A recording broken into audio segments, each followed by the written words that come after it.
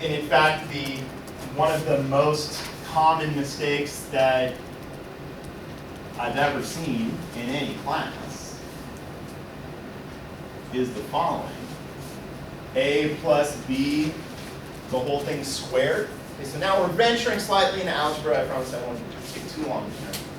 What's the common mistake? What do people want so badly to believe this is equal to? A squared plus B squared, right?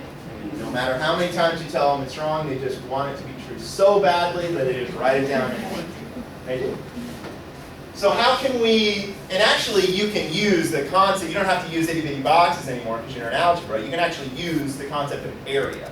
The area of a square is length times width, or this rectangle in general, but this will be a square because it's a plus b on one side and a plus b on the other side. So we're going to do exactly the same thing. We need to simply recall, and again, this is another instance of where just understanding a definition is the key to not making a silly mistake like this. What does it mean to square something?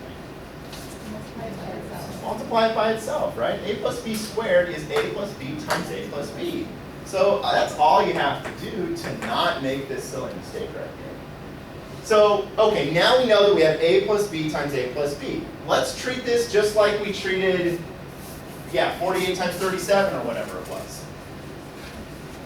We're going to draw, in this case it's a square. And I need one of my lengths to be a plus b, and I need the other length to be a plus b, right? But just make an arbitrary distinction. And this is a little more abstract, obviously, so this is more of an algebraic.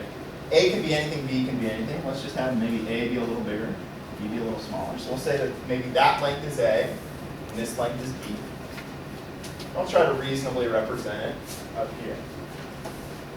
So that's a as well, and that's b. So you can talk about this in the context of area, right? We have a square that is a plus b, has length a plus b on one side. What's the total area? Well, just like before, the area of the whole thing is equal to the sum of the parts. And you're going to get a little more than a squared plus b squared, right? Up in the top left, you get, that's your a times a squared. However, this tall guy over here is a times b. This squat guy down here is again BA or AB. And then this little guy in the corner is b squared. So we see that the answer is not a squared plus b squared. It is in fact a squared plus 2ab plus b squared.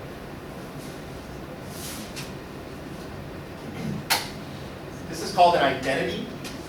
And after mental math, if we have some time, I can show you a very easy way to mentally compute all of two-digit squares. So like 93 squared is actually a pretty easy computation mentally because of this. You can probably figure out how we're going to do it, but I'll save that for later because I don't want to get off track.